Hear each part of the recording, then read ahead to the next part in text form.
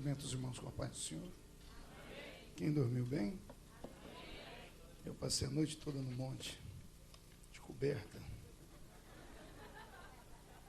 Alguns acharam que eu sou anjo, né? Abra sua Bíblia comigo, sem perda de tempo. O tecladista vai me ajudar? Primeiro livro do profeta Samuel, segundo livro do profeta Samuel, capítulo de número 12.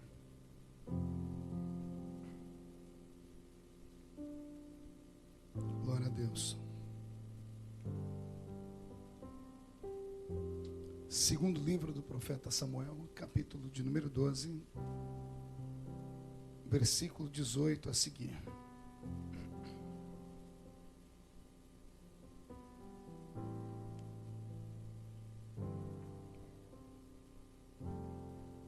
Está escrito assim: ao 7º dia, a criança morreu. Temiam os servos de Davi dizer-lhe que a criança estava morta, porque pensavam, estando a criança ainda viva, lhe falávamos, porém não dava ouvidos à nossa voz. Como lhe diremos que a criança é morta? Ele poderá cometer um desatino. Viu Davi que os seus servos falavam muito baixo e entendeu que a criança estava morta. Perguntou aos seus servos, é morta a criança? E eles responderam, é morta. Então Davi se levantou da terra, depois de ter se lavado, ungido e mudado de vestes, entrou na casa do Senhor e adorou. Então foi à sua casa e a seu pedido serviram-lhe pão e ele comeu. Perguntaram-lhe os seus servos, que é isso que fizeste? Pela criança viva jejuaste e choraste, mas depois que a criança morreu, levantaste e comeste pão? E respondeu ele, vivendo ainda a criança, jejuei e orei, porque pensava, quem sabe o Senhor se compadecerá de mim, de modo que viva a criança. Mas agora que é morta, por que jejuaria eu? Poderia eu fazê-la voltar? Eu irei a ela, mas ela não voltará para mim. Então consolou Davi a Batseba, sua mulher, entrou a ela, deitou-se com ela, e ela teve um filho, a quem deram o nome de Salomão, e o Senhor o amou. Fecha a Bíblia, inclina a cabeça. Pai, mais uma vez a sua palavra será ministrada com vida. Mais uma vez os nossos corações serão um palco onde o seu Espírito vai atuar. Que haja nesta manhã um grande mover da sua presença. Que seus filhos comecem já a dar gritos de glória nesse ambiente. Porque enquanto pessoas estão no domingo pela manhã, dentro desse país, diante de tantos ídolos mortos, tantas casas de oração assim chamadas, mas os deuses estão mortos e sepultados, nós estamos diante do Deus único, vivo e poderoso. Então nessa manhã, Senhor, não pode haver entre nós nenhum tipo de silêncio. Que traga o Senhor a sua Shekinah sobre nós esta manhã. Que ela comece a trovejar sobre nós. E o Senhor comece a se revelar. Em nome de Jesus, fala conosco. E a igreja diz amém? Tome seu assento aplaudindo a Jesus, porque Ele é bom.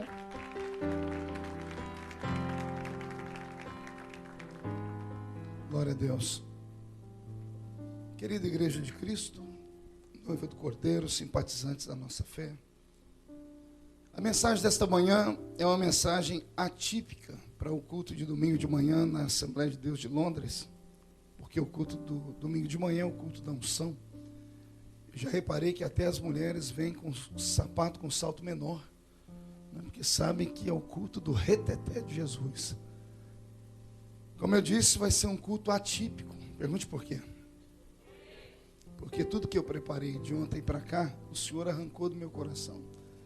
E eu estava ali esperando o pastor Brasil me buscar no camarim, e o Senhor disse, pega uma caneta aí. A pastora Vanessa teve que arrumar as pressas, caneta e papel, e desceu um rolo do céu.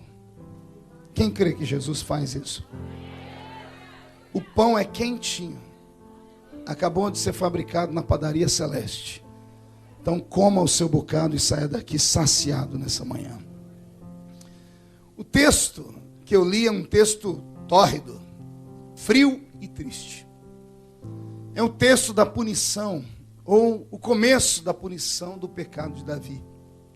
Quem conhece Davi sabe da sua intimidade com Deus, sabe do seu potencial diante do Senhor, sabe que ele era um homem segundo o coração de Deus, mas sabe que ele era homem. Não era anjo, não era super-homem, não era semideus, não era o quarto membro da Trindade, não era querubim nem serafim. Ele era um homem. Olha para o seu irmão e diga, ele era um homem. Não, mas diga para o seu irmão, na essência máxima da palavra homem. Você sabe qual é a origem da palavra homem, né? A palavra homem vem de humus. Humus vem de fertilizante. Fertilizante vem de esterco. Esterco misturado com terra. Isso é a matéria do ser humano. O homem nada mais é do que esterco misturado com terra. Ou seja, quanto vale essa matéria? Por isso, quando você fixa e firma os seus pensamentos, suas esperanças em homens, você pode se frustrar lá na frente. Porque o que o homem fala às vezes de pé, ele não sustenta sentado. Foi por isso que Deus, quando foi falar do seu caráter e da sua personalidade, ele fez questão de dizer e deixou escrito na nossa Bíblia: eu não sou homem para mentir, nem filho do homem para me arrepender das coisas que falo. Ou seja, Deus está dizendo, quando você for falar comigo, quando você for lidar comigo, fale diferente e assuma um compromisso diferente. Porque o homem pode não cumprir o que fala, mas eu velo sobre a minha palavra para cumpri-la. Se você tem uma promessa de Deus, essa promessa vai acontecer. Se você vive com o livro da lei debaixo dos braços e tem ele como seu guia, respire fundo. Porque os direitos do livro são seus, mas os deveres também. E a punição, quando a lei é quebrada, não pode ser revogada, a não ser que haja muito sangue derramado. Porque aí, com o derramamento de sangue, existe a remissão do pecado. Só vou lembrar a história, que eu sei que todo mundo conhece. Davi, rei de Israel, homem de Deus, apaixonado pelo Senhor, estava um dia na sacada do seu quarto, no segundo andar do seu palácio, enquanto seus soldados estavam na guerra. E ele olhou para baixo, não sei qual era a distância, mas a Bíblia diz que ele viu uma mulher se banhando. E ele se apaixonou por ela. O problema é que a mulher tinha dono. Mas ele, como rei, não perguntou a ninguém quem era o dono, se podia, se não podia. Ele simplesmente exerceu a unção real no limite da força. Ele abusou do poder. Ainda ontem eu comentava com umas pessoas, com o pastor Wesley dentro do carro, falando sobre o potentado da rainha da Inglaterra, que na época medieval os reis da Inglaterra e de todos os reinados do mundo, com exceção do judeu, todo rei ele era divino. Na mente das pessoas o rei era inerrável. Assim acontecia com os faraós, porque os faraós eram sepultados dentro de pirâmides, porque achavam eles que eles tinham parte com os deuses e dali não sairiam mais, apenas para uma transcendência. Então o rei, como ele era o poder máximo na terra constituído, ele precisava de uma consciência, mas a consciência do rei não funcionava, porque o poder, ele embriaga. John Kennedy disse assim, que o poder é um afrodisíaco, que atrai todo tipo de atenção. Então, como o rei não tinha a quem se reportar, Deus levantou no reinado de Israel profetas. O profeta nada mais era do que a consciência política do rei. Ou seja, quando o rei achava que era o rei da cocada preta, o profeta vinha e puxava ele para baixo. Dizia: ei, você não pode fazer o que quer. Não pode fazer o que dá na sua telha. Não pode fazer o que seu nariz deseja. Pode ver que após Davi ter consumado o ato do pecado com Batseba, e pior, botar o marido dela na linha de frente contra os filhos de Amon, e os filhos de Amon matarem, a ira de Deus se acendeu contra Davi. Lá vem Natã, com uma prosopopeia, com uma parábola, incitando a mente do rei, trazendo o rei de volta à realidade, contando a história de que no reinado haviam dois homens, um rico e um pobre. O rico tendo de tudo, e o pobre tendo apenas uma ovelha, por quem ele havia se transformado numa espécie de pai. Um viajante bate à casa do rico, e o rico, ao invés de matar uma de suas ovelhas, vai na casa do pobre pegar a única ovelha que ele tinha. A Bíblia diz que quando Davi ouve a história, ele se enfurece. E ele diz: morte a esse homem, que ele pague 4 vezes pelo erro que ele cometeu. Após dizer isso, Natã, respirando fundo, diz: esse homem és tu, ó rei. A Bíblia diz que instantaneamente o semblante de Davi cai. E Davi, na mesma ansiedade com que peca, ele usa o mesmo sentimento para se arrepender. E a Bíblia diz que ele olha para Natã e diz: pequei contra o Senhor. O amor de Deus por Davi era tão grande, que a palavra de arrependimento de Davi não era apenas uma palavra jogada ao vento. Davi falou com o coração. Se você ainda está aberto com o texto na sua mão, abra aí 2 Samuel capítulo 12, só para te mostrar como funciona o coração de Deus quando o homem se arrepende. Capítulo 12. Depois você lê em casa o texto inteiro. Mas depois que Natã conta para Davi, diz que ele era o pecador da história, Natã começa a dizer todo o mal que Deus vai fazer com ele.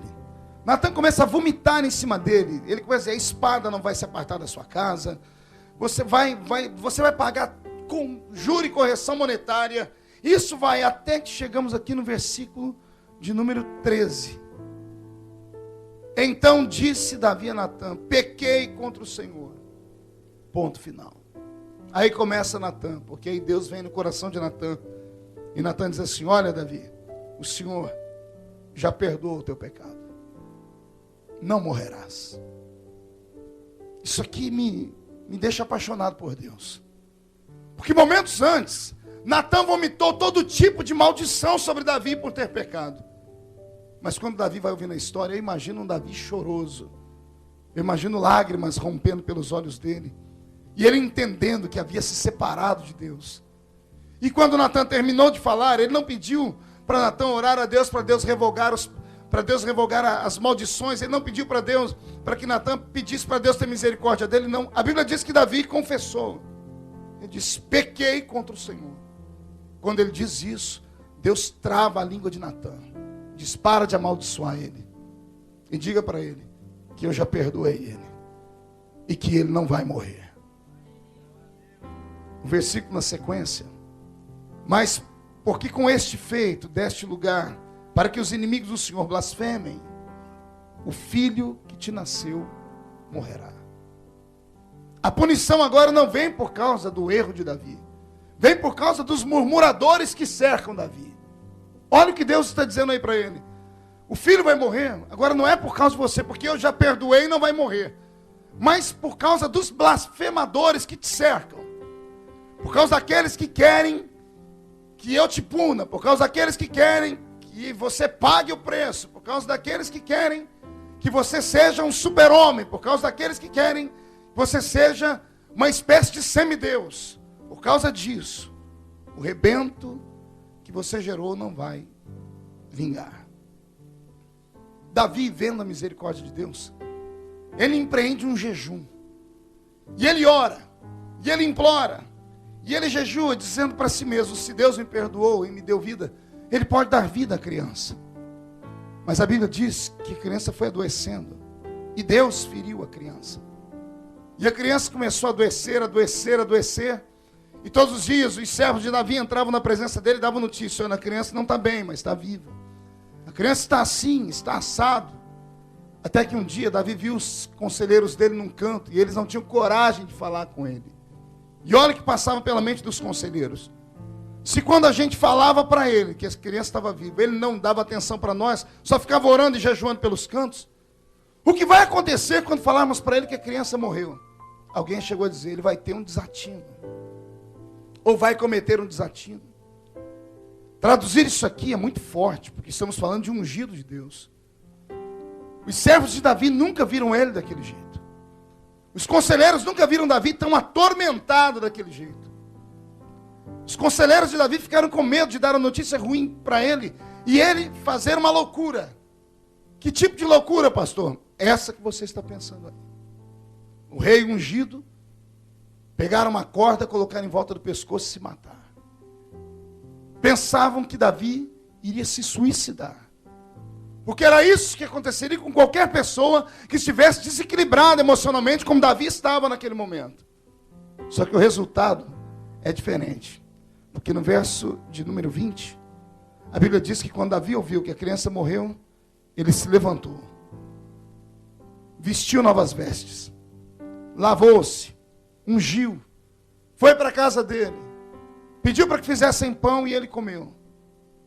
E ele tocou o barco. A mensagem dessa manhã, ela tem um tema, e o tema é esse: a vida continua. Fecha a Bíblia, incline a cabeça mais um minutinho. Pai, me ajuda agora a falar o que o seu Espírito me falou ali no camarim da igreja. Porque tem vidas aqui dentro nessa manhã que precisam voltar a viver, que precisam voltar a respirar, que precisam voltar a crer que a sua misericórdia é grande, que precisam voltar a entender que o Senhor é o Deus que escolhe e não se arrepende por ter escolhido. Amém? Agora aperte o cinto e dê um grito de glória a Deus e uma salva de palmas junto.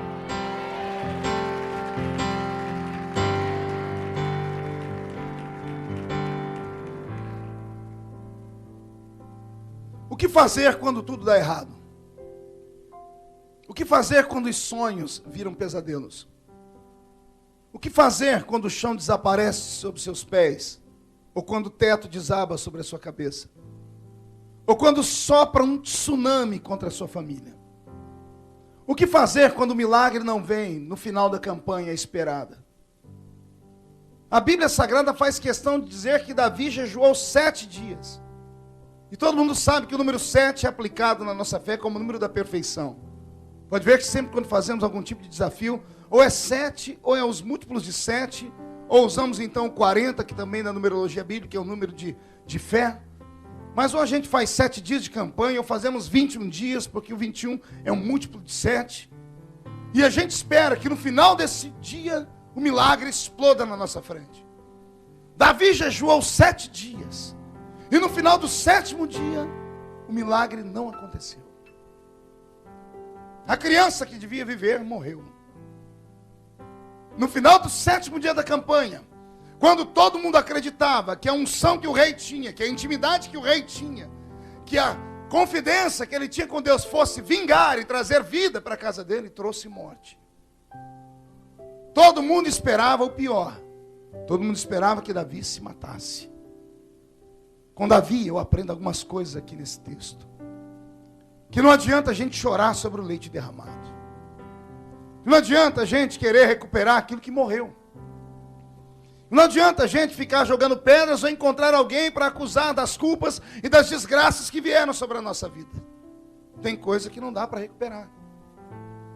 E não adianta você ficar anos e anos mastigando aquela comida podre, ficar remoendo o sentimento antigo, ficar se magoando, guardando uma foto, olhando para ela, ou ficar abrindo os despojos, pegando a carta e ficar lendo, ou abrir o guarda-roupa, ficar sentindo o perfume da roupa, ou ficar lembrando dentro do Orkut os momentos de alegria, e vir para a igreja com uma cara de quem foi derrotado, e andar por essa cidade de Londres, tão bela, tão querida, tão desejada pelo mundo inteiro, com uma oportunidade que tem, de cabeça baixa e de ombro caído.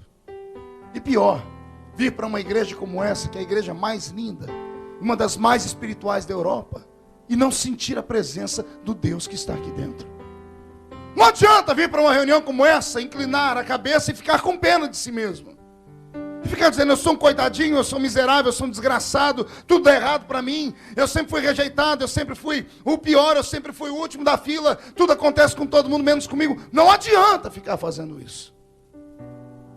Já que você entrou aqui dentro, respire fundo, levante, sacode a poeira, dá a volta por cima, reconstrói, cria um novo sonho, pede para o Senhor te dar um novo tempo, cria um novo alvo, recupera, tenta uma nova história, muda de casa, muda de endereço, só não muda de fé, só não abandone o seu Deus, porque o seu Deus nunca te abandonou. O silêncio dele não significa abandono, significa apenas que por um momento ele não pode falar. Deus fechou a boca, mas não fechou os olhos. Os olhos dele permanecem em cima da sua vida, os olhos dele permanecem em cima da sua história. E aquilo que não aconteceu não era para acontecer. Aquilo que foi não era para estar. Aquilo que você perdeu não faria e nem acrescentaria nada no seu futuro. Ou você acredita que Deus está no controle da sua vida, ou você rasga a Bíblia e vai para o mundo. Ou você acredita que tudo que está na sua vida ou vem de Deus, ou foi Ele que permitiu vir, ou você vai servir a outro Deus. Porque se você crê que a sua vida está na mão dEle, tudo que aconteceu, tudo que está acontecendo e tudo que ainda vai acontecer tem um propósito. E o propósito não é te ver caído. O propósito é te ver de pé. O propósito é te ver na presença dEle. O propósito é arrancar um grito de glória a Deus da sua boca nesta manhã. O propósito é ver você sair daqui dizendo assim: a tempestade já passou e eu estou pronto para encarar outra se for preciso. Eu não nego a minha fé por nada. Se tem alguém que concorda comigo, faz barulho dentro dessa igreja, por favor.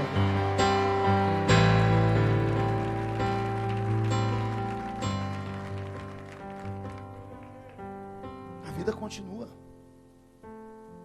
Tem dois homens que passaram por uma situação semelhante na Bíblia. Ambos com o meu Cristo. Ambos eram discípulos dele. Ambos tiveram intimidade com ele. Ambos eram especiais porque foram escolhidos pelo dedo dele. E quando ele os escolheu, ele estava preparado para não se decepcionar com eles. Escute, a gente se decepciona com homens. Homens nos surpreendem. Mas Deus nunca se surpreende com um homem. Porque Deus sabe tudo. Amém? Você concorda que Deus sabe tudo? Então quer dizer que Ele sabe do passado, do presente e do futuro? Quer dizer então que quando Ele te chamou, Ele conhecia as suas fraquezas? É isso que você está me dizendo?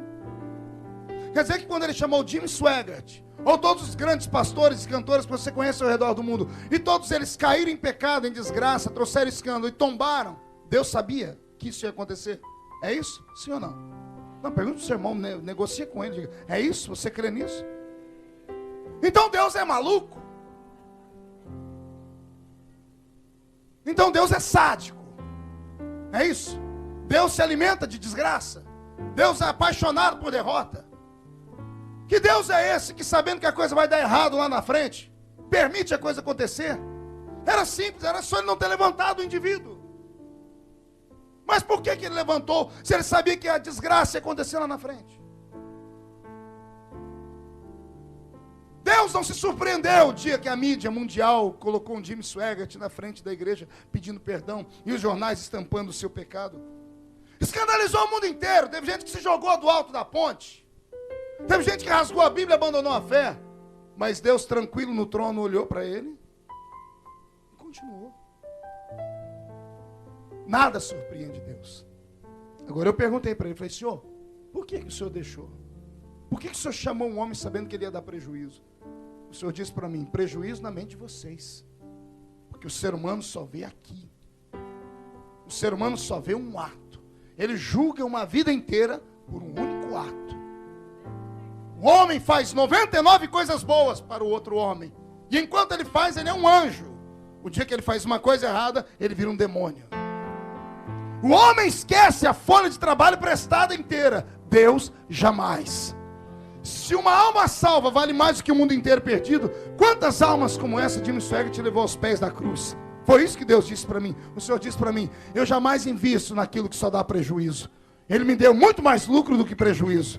Então eu aplico naquilo que me dá lucro, mesmo sabendo que Ele vai me dar algum tipo de prejuízo. E o Senhor me disse: eu não posso aplicar nos anjos. Os anjos seriam inerráveis, eles nunca me escandalizariam.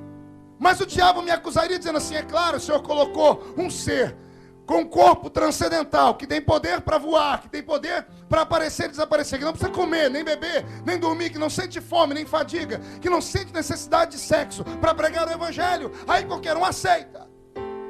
O Senhor disse: eu tenho que usar, são vocês. E se eu for escolher o perfeito, eu nunca vou usar ninguém. Eu falei: como é? O Senhor me disse: se eu for escolher alguém perfeito para usar, eu não acho ninguém, porque todos pecaram e destituídos estão da glória de Deus. Aí o Senhor me disse: então avise na minha casa que esses que estão aí, por pior que sejam, são melhor do que a média dos demais. Não, você não entendeu, eu vou repetir. Esses que estão aí, com esses defeitos, esses que você conhece, que você olha para ele e diz assim: repetindo para o irmão quando está cochichando: se eu fosse Deus, eu não salvava aquele indivíduo ali. Tem gente assim: se eu fosse Deus, aquele indivíduo estava no inferno 7 metros para baixo dele ainda. Ainda bem que você não é Deus, infeliz. Ainda bem que você só enxerga um palmo na frente do seu nariz. Você não vê como meu Deus vê. Você olha para alguém do seu lado agora que está caído, machucado, porque ele fez isso ou aquilo. Meu Deus está vendo lá na frente, ele de pé, com a coroa na cabeça, pregando o evangelho, instaurando o ministério, restaurando vidas. Subiu um arrepio pela minha barba agora. Deus confirmou essa palavra. Deus te trouxe nessa manhã para curar as suas feridas. Deus te trouxe nessa manhã para te colocar de pé mais uma vez. Você não vai sair daqui mais derrotado. Não vai sair daqui olhando para os homens que te acusam. Há um Deus no céu que apostou tudo que tinha em você. Você ainda vai dar lucro. Escute o que eu estou dizendo. Você ainda vai trazer orgulho para a casa do Senhor. Agora está na sua mão. Os 2 discípulos estão lá. Tem a mesma oportunidade. Um vendeu Jesus com um beijo. Vender Jesus era negar que Jesus era Jesus. O outro negou Jesus com palavras. Alguém diz: você parece como ele, você se veste como ele. Ele diz: eu nunca vi ele na vida. Um é Judas, o outro é Pedro. Ambos passam pela mesma pressão psicológica. Ambos passam pelo mesmo desatino, pela mesma prova, pela mesma decepção. Ambos sofrem com o terror da morte, da iminência de serem mortos. Ambos estão com medo.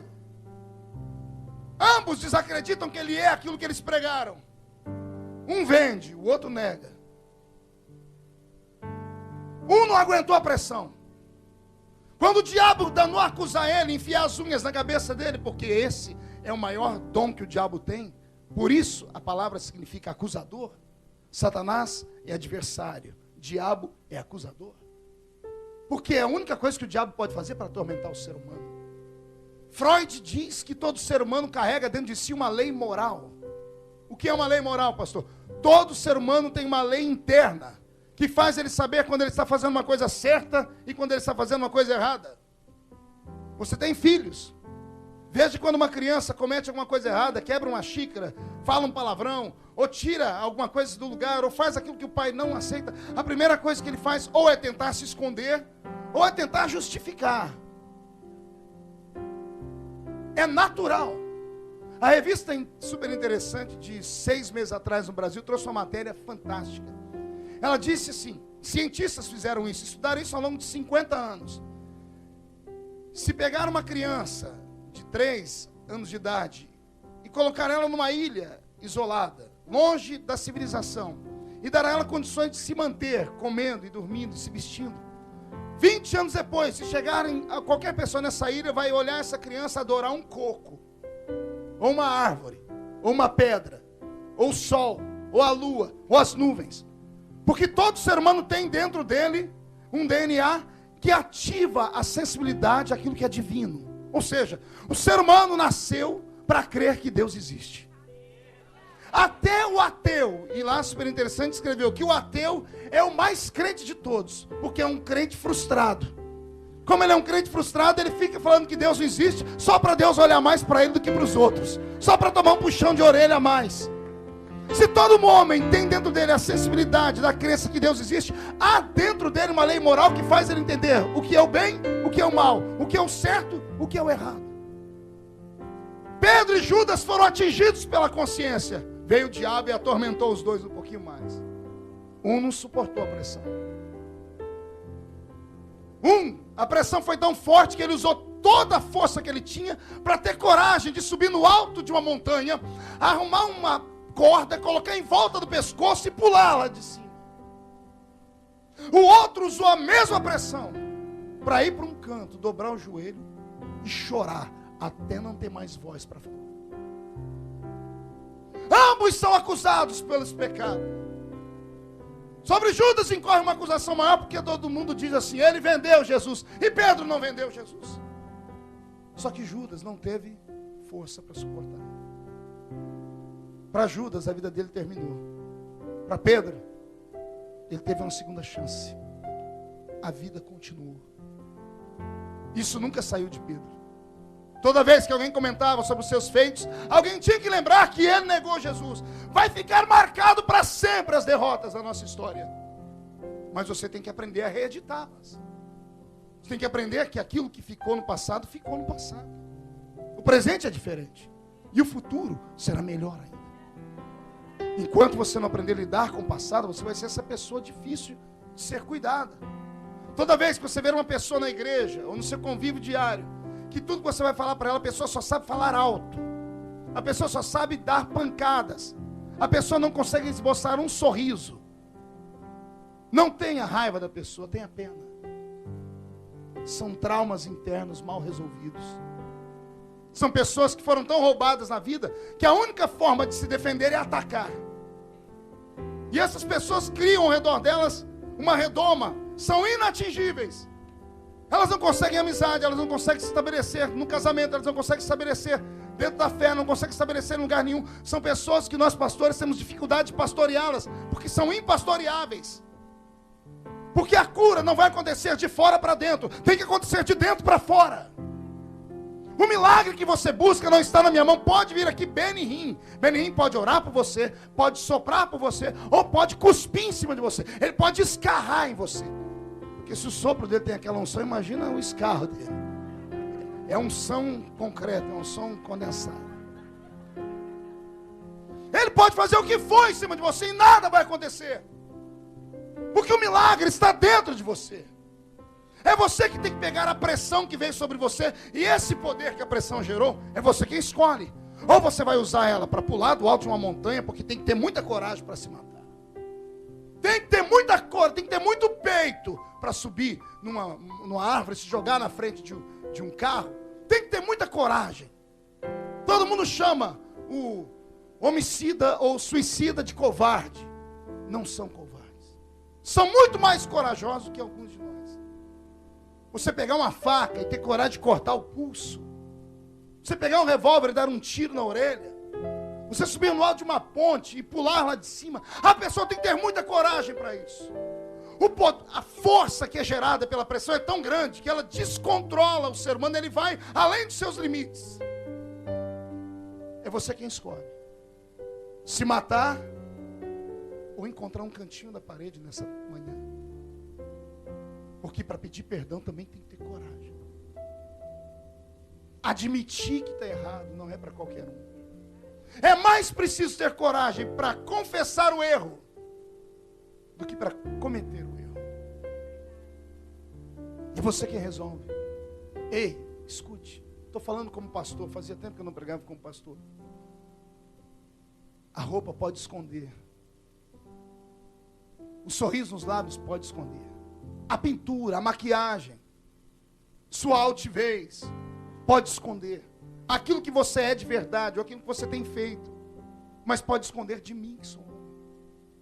E cá para nós, nem eu, nem pastor Wesley, nem ninguém aqui podemos fazer nada por você. Quer seja com o seu erro, quer seja com o seu sucesso. Mas a nossa cultura, a cultura cristã brasileira evangélica, impregnada em nós, faz a gente ficar com medo do que as pessoas vão falar. Faz a gente ficar com medo do que vai acontecer com aqueles que estão ao nosso redor. Com o nosso ciclo social, com o nosso ciclo de convivência. Agora minha pergunta é essa. Do que adianta? Você jamais vai se esconder de Deus. Você pode estar numa noite escura, usando uma roupa escura, pintando o rosto com carvão, como fazem os soldados. Entrar numa caverna escura, se tiver uma pedra de mármore escura, melhor ainda, e se esconder debaixo dela. Deus vai te olhar e te ver como se você estivesse no meio do deserto do Saara, no sol do meio-dia, porque nada esconde do olhar de Deus. Pastor, mas olha o que aconteceu com Davi, a vida dele virou um inferno depois do pecado dele. Sim, mas virou por causa dele, não foi por causa de Deus. Porque o homem julga e esquece que é um pecador desgraçado. Foi da boca de Davi que saiu assim, ó: pague esse homem 4 vezes pelo pecado dele. Se Davi tivesse ouvido a história e falado assim: Natan, calma aí, vamos estudar, vamos ver o que aconteceu com o coração desse homem. De repente ele é doente, de repente faltou intimidade com Deus, de repente ele não conhece a verdade, de repente ele foi criado numa religião diferente. Vamos tratar com misericórdia antes de tomarmos um passo. Mas Davi disse, não, esse homem tem que pagar 4 vezes pelo erro dele. A sentença não saiu da boca de Deus. Saiu da boca de Davi. Davi pagou o preço em 4 filhos. O primeiro filho morreu, está aqui. Depois vem o problema de Aminon e Tamar. Lembra disso? Um dos filhos de Davi com uma outra mulher se apaixona por Tamar, que era irmã dele de sangue. Um pecado descabido. Pois ele cria uma situação e vai e dorme com a irmã. Ele violenta a irmã. Ele desgraça o moral da irmã dele. Davi já tem um filho morto. Agora tem uma filha impura, com a virgindade quebrada. Quebrada não por um homem comum, quebrada pelo próprio irmão. Aí ele tem Aminon. Aminon simplesmente cai nas mãos de Absalão. E Absalão mata Aminon. Um irmão matou o outro irmão. E por fim, Absalão se revolta contra o pai e tenta tomar o reino do pai. E morre sob a espada de Joabe, em cima de uma árvore com o cabelo amarrado nos seus galhos. A sentença não veio da boca de Deus. A sentença veio da boca de Davi. É por isso que numa reunião como essa, ou em todas as nossas reuniões, muito cuidado com o que você fala acerca das pessoas que são fracas. Muito cuidado com o que você deseja para o irmão que pecou, para o irmão que escorregou. Muito cuidado, porque o que você deseja para ele, volta para você. Mateus 7, com a medida com que você mede alguém, vão te medir também. Quem sabe nessa manhã não é uma rica oportunidade para você começar a pedir perdão a Deus. Porque nós cristãos evangélicos temos muitos dons, mas nós temos um defeito incurável. Somos fofoqueiros. A nossa língua é emprestada ao diabo. Bastou estar 3 crentes reunidos. Você pode saber, ou eles estão falando de Deus, raramente. Ou estão falando do diabo, raramente. Ou estão falando de alguém com problema na igreja. Isso é certeza. Ei, deixa o irmão recomeçar a vida dele. Igreja é um hospital. Se você não quer ser contagiado com doenças, não vem à igreja. Você está sentado ao lado de alguém aí que com certeza tem lepra, câncer, outro tipo de doença desgraçada. É claro que tem alguns na igreja que só sofrem com a gripe, a cibalena resolve. Mas tem outros que precisam passar por quimioterapia, radioterapia espiritual. E é para isso que a igreja existe. A igreja muda o caráter. Um culto como esse de hoje, uma palavra forte como essa que desce pela boca quadrado. Tem gente que está engolindo a seco. Ela cura. Estou mexendo na sua consciência. Você sabe do que eu estou dizendo. É por isso que a sua vida não dá certo. Não tem outro caminho. Eu sirvo a Cristo 15 anos pregando. Eu já preguei de tudo que você possa imaginar. E descobri que nos últimos anos, as curas que eu vinha pregando eram curas paliativas. Só há uma maneira para a cura da igreja: arrependimento. Não tem outra. Você pode dar 1 milhão de libras de oferta aqui na igreja. Você pode ser o maior orador em línguas estranhas do mundo. Você pode ter a família mais bela. Enquanto houver na sua vida cinzas de pecados. Pecados que se tornaram amigos seus. Pecados que viraram estimação sua. Pecados de estimação. Enquanto você não destruí-los, ou enquanto você não tiver a sua consciência ativada de que você está pecando e está errado, você nunca viverá uma vida plena. Está ouvindo o que eu estou falando? Uma mentira falada muitas vezes torna-se verdade. Um pecado praticado várias vezes, ele torna-se comum. A consciência cauteriza. E a pessoa não pensa e não sabe mais que está errando. E uma vez que um erro na nossa vida torna-se cauterizado, os demais vão se abrindo. Um abismo atrai outro abismo. Para você é um escape. Porque com todos os seus erros, você não perdeu o temor. Você está na igreja hoje. Você veio para o culto. E você sabe que no culto é uma roleta russa. Você sabe que o culto é uma caixinha de surpresa. Pode vir aquela mensagem de glória do céu. O crente pode sair pulando, pode sair revestido, pode ser batizado com o Espírito Santo. Ou pode vir um tutano de Jeová, como está vindo essa manhã. Ou pode vir aquela comida que depois que você come tem que tomar um engove espiritual antes e outro depois, porque vai dar queimação no estômago. Mas você não vai esquecer mais essa mensagem. E eu não vim aqui para te acusar, eu vim aqui para te dizer que há um escape. A vida não termina, você não precisa dar um tiro na cabeça como pensou que tinha que fazer. Você não tem que matar o bebê que está dentro de você porque a gravidez aconteceu indesejada. Você não tem que abandonar a sua família. Você não tem que sair do ministério e ir para outro. Não é preciso isso. É preciso nessa manhã você ter equilíbrio. Respirar um pouquinho. E após a notícia ruim, fazer como Davi fez.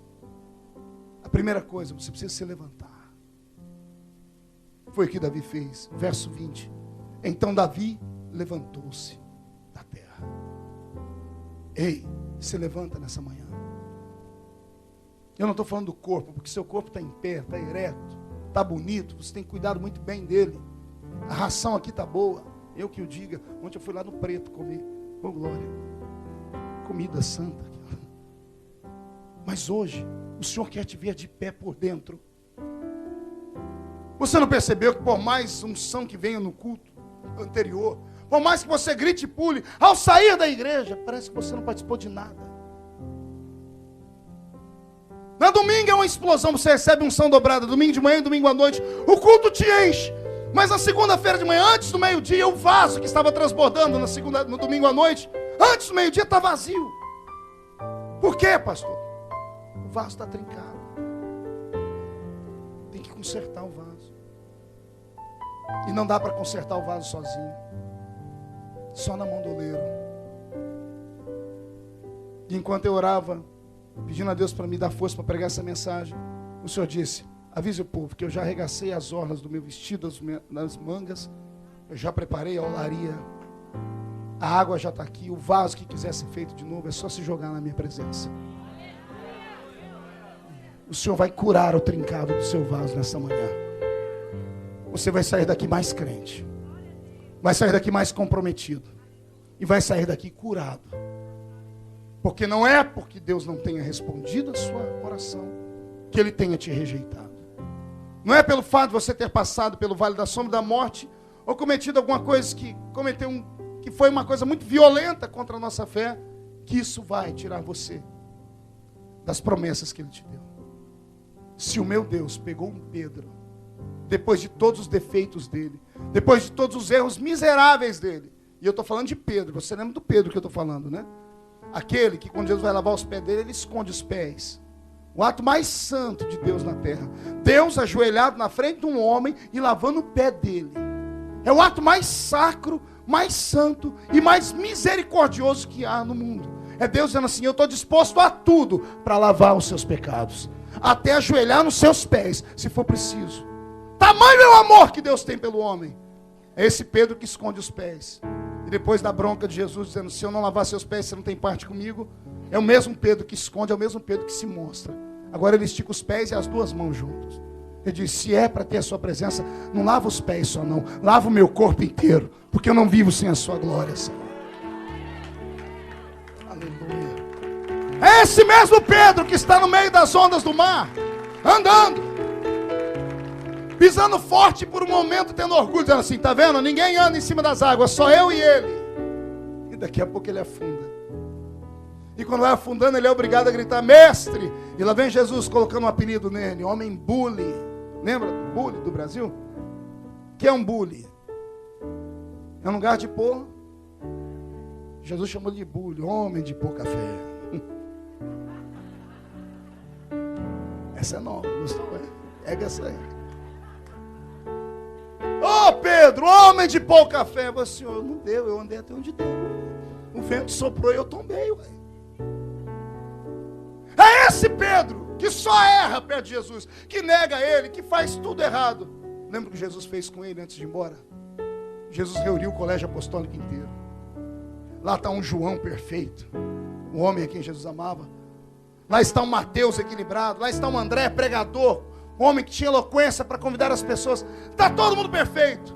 Mas Jesus enfia a mão no bolso, pega um molho de chaves, diz assim: Pedro, vem cá. Lá vem Pedro e todo mundo dizendo: qual será o fumex que Jesus vai dar nele agora? Qual é o puxão de orelha que ele vai levar dessa vez? Todo mundo já esperando Jesus dar uma bronca. Aí Jesus diz: Pedro, abre a mão. Aí Jesus pega a chave do céu e da terra, a chave da igreja, e põe na mão dele. Diz: Pedro, eu te dou o maior presente que um homem pode ter. Eu te dou a chave do meu cofre, porque a minha maior riqueza é a igreja. Eu coloco na sua mão a chave da igreja. O que você ligar na terra será ligado no céu. Apacenta os meus cordeirinhos, Pedro. E está todo mundo dizendo assim: mas calma aí, eu sou mais perfeito do que ele, ou eu sou melhor do que ele. E eu imagino Jesus ensinando assim: é para isso que eu trouxe Pedro. Eu não entrego a chave do meu reino na mão de almofadinhas. Não entrego a chave dos meus dons na mão de mauricinhos e patricinhas. Não entrego a chave dos meus dons na mão de anjos. Eu entrego na mão de gente imperfeita, de gente cheia de defeitos, mas que tem coragem de pedir perdão pelos seus pecados.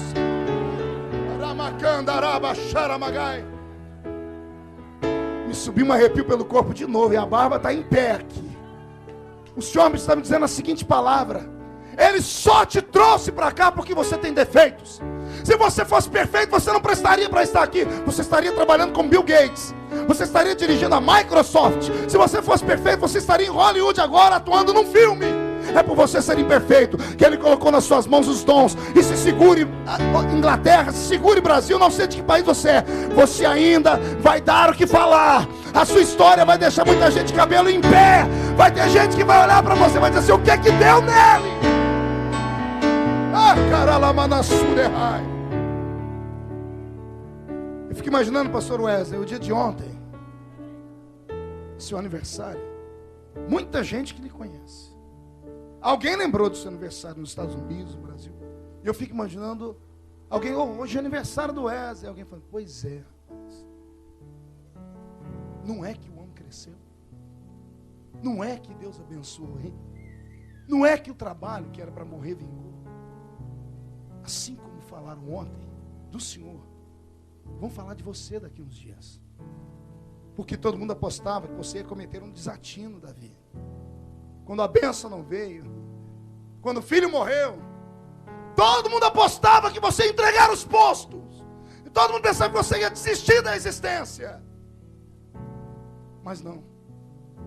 Quando te verem, vão ver que você se levantou. Estou ouvindo ruídos. Cadeiras se afastando, sofás se afastando. Pessoas se levantando. Indo para o banheiro, se lavando, tirando dos olhos o inchaço das lágrimas, penteando os cabelos, limpando o seu corpo. Isso fala de purificação. Se permanecer sentado, ou deitado, ou caído no chão, você nunca vai sentir mais o prazer da vida. Se levante hoje, entre debaixo da ducha do Espírito, tome um banho no sangue do Cordeiro hoje. Lave os seus olhos, as suas mãos, lave os seus lábios, lave o seu coração, lave a sua mente, para você sair por aquela porta mais alva do que a neve, para você voltar para casa. E hoje à noite, ao entrar aqui dentro, qualquer um que for te acusar, você, antes de ouvir a voz, pega a mão da pessoa e olha para ver se tem uma cicatriz na mão dela. Se não tiver cicatriz, ignore, diz assim: olha, eu fui perdoado nessa manhã pelo sangue de Jesus Cristo, que purifica-me de todo pecado. Eu recebi a unção que me lavou. Quem está preparado para tomar essa ducha nessa manhã? Então reage, grita, pula, aplaude, faz barulho nesse lugar.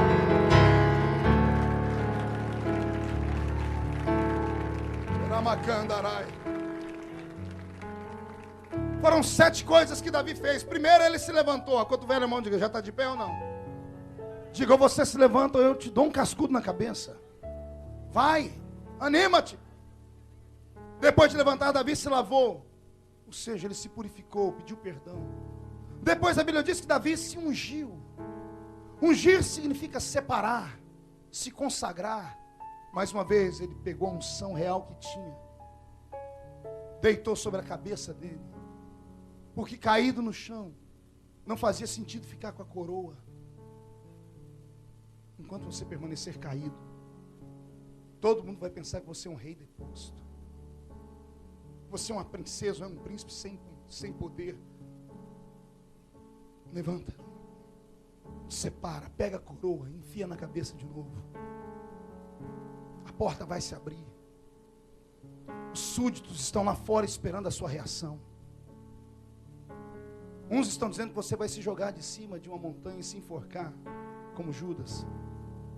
Mas nessa noite os anjos, ou nesta manhã os anjos, eu, o Pai, o Filho e o Espírito Santo, estamos apostando que você vai para um canto chorar. E você vai se levantar. E a glória da segunda casa será maior do que a glória da primeira. Quem acredita nisso? Levanta-te, lava-te, unge-te. Depois de se ungir, de se separar, a Bíblia diz: e Davi foi à casa de Deus. Frequente mais a igreja. Toda vez que o ser humano é atingido por uma flecha que toca na mente dele, nas emoções dele, a primeira coisa que ele faz é sumir da igreja. Você não percebe que isso é um laço do diabo? O diabo é que quer ver você fora da igreja. Se tiver 7 cultos na semana, venha em 8. Por favor, anima-te. Volta a frequentar, porque em cultos como esse que a mensagem vem. E Jesus cura você. Como é que Deus vai falar com você se você não vem à casa dele para ouvi-lo? Ah, pastor, mas eu tenho a Bíblia aberta em casa, eu tenho DVDs em casa. Ajuda, mas são paliativos. É aqui dentro que está a palavra revelada. Volte a frequentar a casa de Deus. Depois de entrar na casa de Deus, a Bíblia diz que Davi adorou. Ele fez o quê? Adorar significa agradecer. Se ajeita no banco e levanta a mão direita para o céu. Faz um carinho nas costas do irmão. Diga: vai doer só um pouquinho, tá?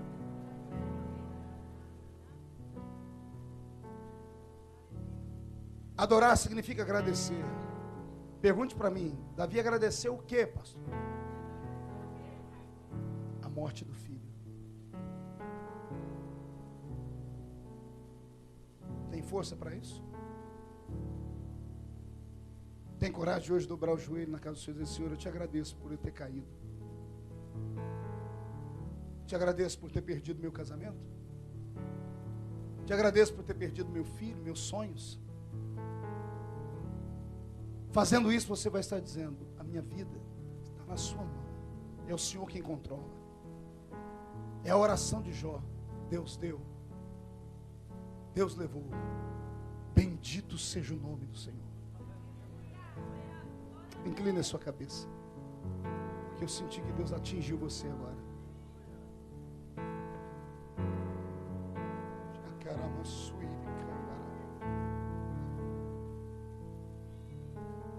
Reflete um pouquinho sobre a vida. Esses últimos anos aqui na Europa, os últimos anos do Brasil para cá, de Portugal, sei lá de qual país é você. Parece que tudo está dando errado. Já era para ter terminado, mas você não entendeu o que Deus estava fazendo.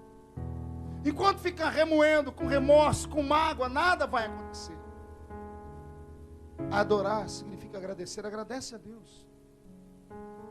Arruma força onde você não tem.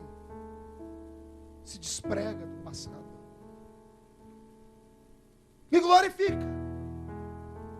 E depois descansa. Porque um tempo do renovo vai chegar. Recebe essa palavra em nome de Jesus. O Espírito Santo está falando na sua orelha, no seu ouvido. Aleluia. Pai, cura aquilo que o médico não pode curar. Toca onde o remédio não pode descer. Restaura Davi nessa manhã. Pai, eu não estou falando de Ananias e Safira. Eu não estou falando de Saul.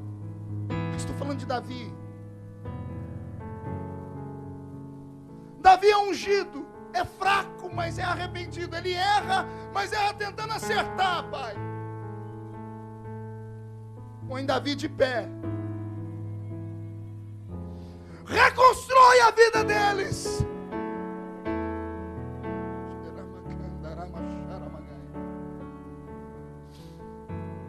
Glória a Deus. Levanta a cabeça, olha aqui para mim um minutinho. Alguém aqui se lembra daquela mensagem que eu preguei o dia da aprovação? Alguém chegou a assisti-la? No YouTube ela foi vista mais de 1 milhão de vezes. Naquela mensagem eu conto a história de uma moça que eu conheci nos Estados Unidos, o nome era Núria. E eu falo do filho que a Núria perdeu. A Núria tinha um menininho de 2 aninhos. Ryan. Era a coisa mais graciosa que podia existir no mundo. Eu me lembro quando eu almocei na casa dela pela primeira vez, na Geórgia, lá em Atlanta. Ela e o esposo, Gilberto, disseram assim: pastor, Ryan não quer mais assistir desenho, Ryan não quer assistir mais aqueles bichinhos que passam na televisão, ele só quer ouvir suas mensagens. Os menininhos tinham 2 aninhos. Eu falei: mas ele entende? O pai falou: se ele entende, eu não sei, pastor. Eu sei que tudo que o senhor faz na televisão, ele faz. Ele dá pulo, grita, ele dá aqueles copos de karatê que o senhor dá.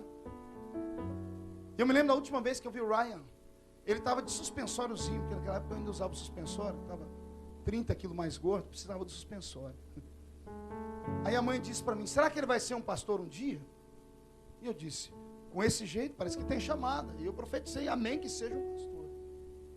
Um belo dia eu estou num hotel no Brasil, o telefone toca, a Núria aos berros. Eu falei: o que foi? Ela falou: pastor, eu estou aqui no hospital, ora por mim. Eu falei: o que aconteceu? Ela estava do lado de fora do necrotério, num telefone público, olhando pelo vidro da porta. Eu disse: eu estou olhando pelo vidro da porta, pastor, e na mesa fria do necrotério está o meu filho. Ryan está morto, pastor. E ela começou a gritar: pastor, mas Deus não ia usar ele como pastor? Ele não ia ser um grande homem? Pastor, por que Deus fez isso com meu filho? E eu travei do outro lado da linha. O que você vai falar com uma pessoa dessa? O que você responde para uma pessoa que vê os seus sonhos morrerem? Que a pessoa postou tudo que tinha nela, orou e jejuou por ela, mas Deus não livrou da morte. Depois que ela desabafou, eu disse: Deus sabe de todas as coisas, Núria. Eu sei que Deus sabe, você também sabe, mas não é isso que a gente quer ouvir. A gente quer ouvir o porquê. E quando Deus não responde por quê? Em momentos de violência na alma, o pior amigo que você pode ter do seu lado é um crente religioso. Porque ele vai tentar arrumar uma explicação para o seu problema. Aí ele desgraça você. Porque ele vai falar, como ele não acha explicação, ele vai dizer: você não tem nenhum pecado escondido na vida? Você está rindo? Eu passei por isso quando o nosso bebê morreu.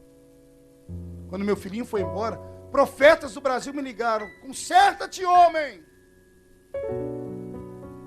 Irmãos do ciclo de oração, tementes a Deus, mas ignorantes, chegaram na minha esposa e disseram: está vendo? Você ficava chorando aqui enquanto seu marido viajava. Deus puniu você levando seu filho. Deixa o homem fazer a obra de Deus. Ignorantes crentes. Tem coisas que têm justificativa. O pecado de Davi tem. Mas nem sempre é pecado. Tem coisas que não tem explicação. Na época da violência que eu passei na minha vida, como a Núria passou na dela, quem me ajudou não foi nenhum crente. Você promete que não desvia? Está indo para o ar isso aqui? Já era. Quem me ajudou foi São Francisco de Assis. Pastor, o senhor orou para o santo? Não. Eu fui coroinha no catolicismo romano. E eu tinha os livros dele. E um livro dele tem uma oração dele que ficou na minha mente desde menino. Eu nunca soube o porquê. Eu descobri quando meu filho morreu. Ele fez a seguinte oração: Deus, me ajuda a suportar aquilo que eu não consigo entender. Porque a sua vontade é maior que a minha. Eu me emociono. Porque não é fácil. Peça para Deus te ajudar a suportar o que você não consegue entender. E não murmura. Tenta não murmurar. Silencia, mas não morre. Só aguenta.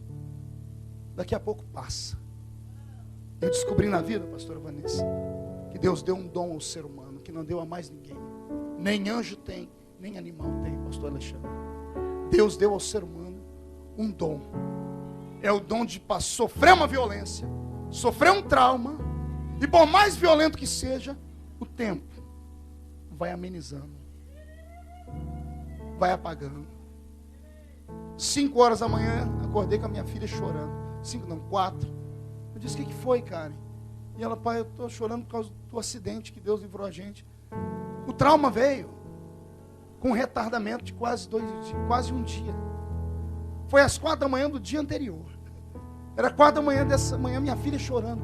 A mente do ser humano é um caminho que não dá para você caminhar nele. É um labirinto, só Deus entende. Tem traumas que só o tempo arranca. Então aguenta firme. O que você precisa nessa manhã é só alguém que pegue na sua mão e fique calado. É alguém que não te acuse. Se não tem uma palavra boa para dizer, é melhor ficar quieto. Você só precisa de um abraço nessa manhã. Porque vai passar a dor da vida. Vai passar o momento da prova. Não existe dor que dure para sempre. Também não existe prazer que nunca acabe. A vida é uma roda gigante. Às vezes estamos lá em cima e olhamos para quem está aqui embaixo. Não cuspa, porque amanhã a roda gira e você vem para baixo. Quem estava embaixo vai para cima. E daqui a pouco a roda gira de novo. E aguenta, esse carrossel chamado vida não para. Eu profetizo que tudo na vida, dor, trauma, o Senhor Deus está com tudo na palma da mão dele nessa manhã. Nesse domingo é um domingo onde Deus resolveu escolher você para curar, para te dar força, para você ter o melhor ano que você já teve aqui nesse país. Se você crer, pega, põe no coração e dá um grito de glória a Deus. Encerro por aqui, dizendo que o tempo passou. Núria e Gilberto não suportaram ficar juntos, porque eles perderam 2 filhos. O DNA dos dois não bate. É um acontecimento único, é isolado. Tem pessoas que os genes deles não batem. Toda criança que nascer, dizia o médico, vai morrer. Vinga até um tempo e depois as células começam a se deteriorar. É genético. Não conseguiram permanecer juntos. Tentei, eu fiz de tudo para que os dois permanecessem juntos, mas não deu. Gilberto disse para mim, toda vez que eu brigava com ela, eu jogava na minha cara que a minha semente era ruim. E quando eu brigava com ela, eu jogava na cara dela. E quando um casamento não dá certo, o que a religião manda fazer? Se vire. Não é assim que dizem os nossos pais? Comeu a carne e rói o osso? Só fala isso quem não passa por problemas.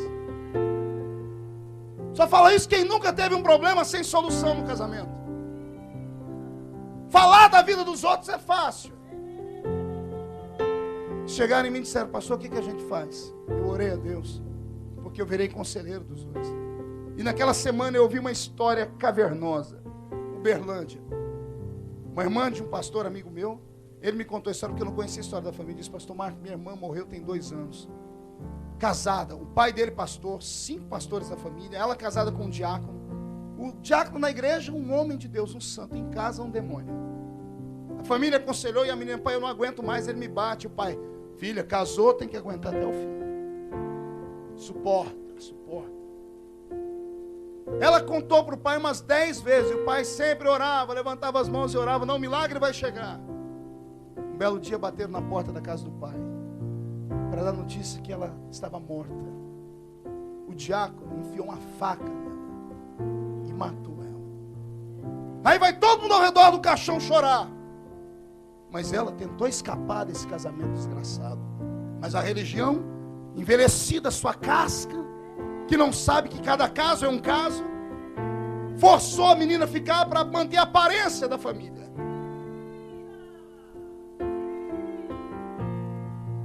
Reflita e respire e peça para Deus te dar força. Eu falei com a Núria e com o Gilberto, então, se não tem jeito, é melhor que se separem. Ele se casou de novo, está muito bem com uma nova família. Ela se casou também. Só que com 2 anos de casado, ela disse para mim que estava muito infeliz ainda, porque ela sempre lembrava do Ryan. Ela não conseguia engravidar porque lembrava do Ryan. A última vez que eu estive na casa dela, eu entrei no quarto, lá estavam todos os objetos. Toda a roupinha. Todo dia de noite ela entrava no quartinho do menino, que virou um altar. Eu falei, eu te amo em Cristo, mas eu vou te ajudar de uma maneira que você não vai gostar. Eu fui catando tudo que tinha, pastor Wesley, e botando dentro de uma caixa. Ela gritou, disse, não faça isso. Eu digo, se eu não faço, faz você. Senão sua vida não vai sair desse inferno. Você vai destruir a vida desse moço que acreditou em você agora. Chorando muito, ela conseguiu fazer. E ela deu cabo das coisas. Nasceu o bebezinho da Núria, tem 4 meses. Está no Brasil sorrindo. Voltou para o Brasil, ela botou a fotinha do neném na internet. Disse: pastor, eu estou feliz agora. O milagre só veio quando ela se levantou. O milagre só veio quando ela colocou para fora o que era velho e pediu para Deus dar uma sequência na vida dela. A vida continua. Aguenta.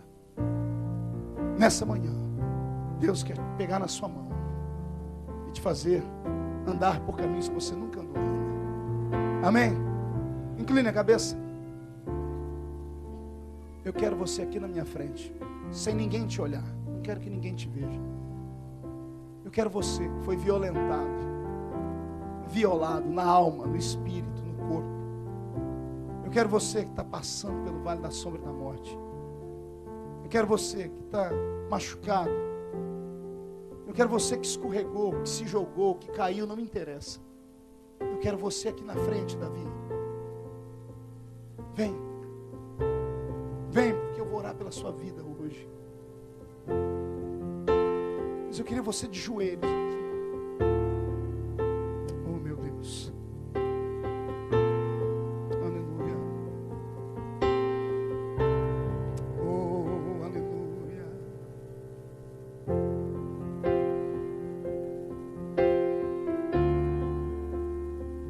Glória a Deus.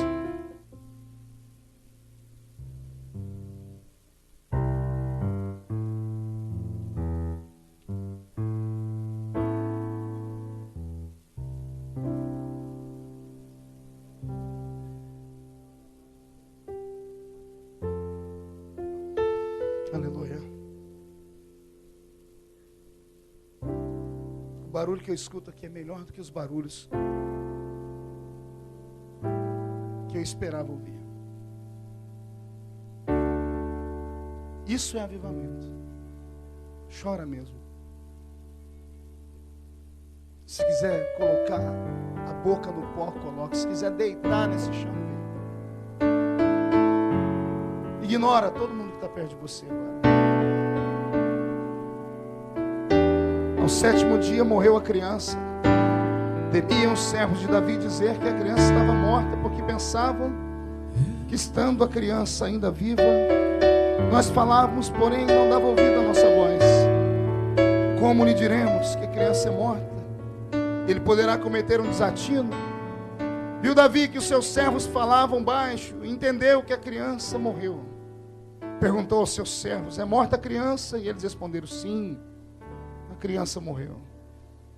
Então Davi se levantou da terra, lavou-se, se ungiu, trocou as vestes, entrou na casa do Senhor e adorou. Então depois foi à sua casa, fez um pedido, serviram pão e ele comeu. A Bíblia Sagrada diz que depois disso, Davi consolou a mãe, que era Batseba, deitou com ela e ela teve um outro filho, a quem deram o nome de Salomão, e disse: o Senhor o amou. Pai, estamos de joelhos aqui na sua presença. Estamos tentando te agradecer pelo filho que morreu, pelo sonho que foi sepultado, pelo tratamento que não deu certo, pela família que foi perdida, pelos projetos que se perderam, pelo casamento que não deu certo, pelo marido que morreu, pelo tombo que levamos. Estamos à sua presença de joelhos. Cura, Senhor, cura. Cura o trauma da sua filha, cura. Cura o trauma do seu filho, cura. Porque nessa manhã, Senhor, o filho que morreu vai ser substituído. Eu preciso aprender um pouco aqui, por um filho que vai nascer. eu preciso aprender um pouco ali, eu preciso aprender mais de Deus.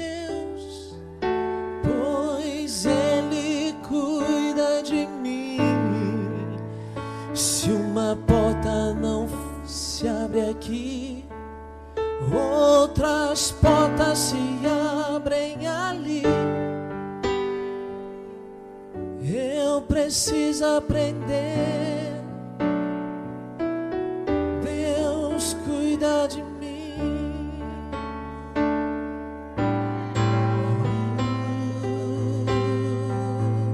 Meu Deus. Recebe o bálsamo, Davi. Recebe forças, Davi. A vida continua. Eu preciso aprender um pouco. A vida continua. Eu preciso aprender um pouco ali. Eu preciso aprender mais de Deus, pois é Ele quem cuida de mim. E se uma porta se fecha aqui, eu sei, outras portas se abrem ali. Eu preciso aprender mais de Deus, pois é Ele.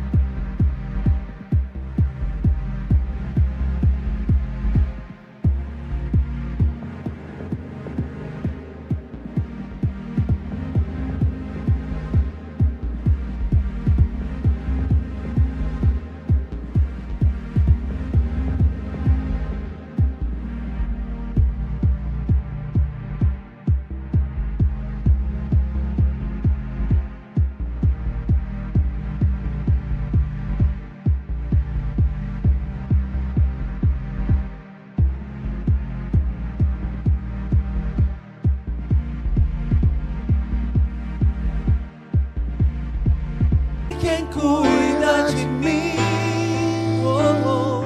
Deus cuida de mim. De pé, Davi. Levanta. Deus cuida de Levanta. mim. Na sombra Levanta, das asas, Deus cuida de mim.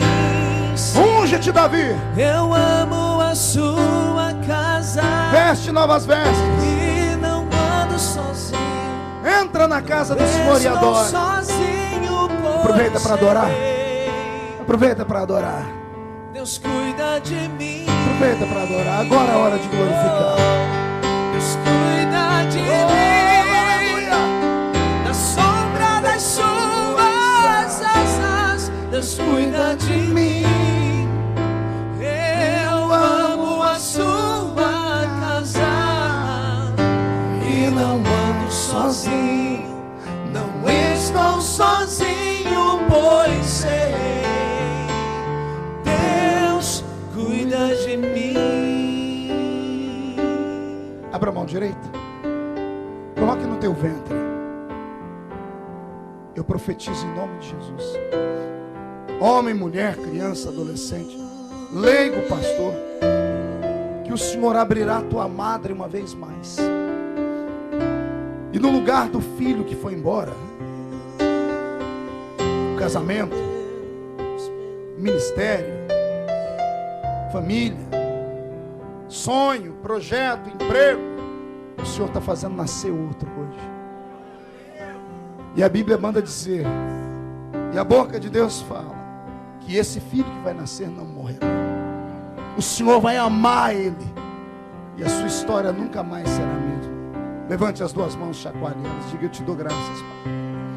Aproveite você que está com essas mãos chacoalhando, encontre alguém que está do seu lado e abrace ele.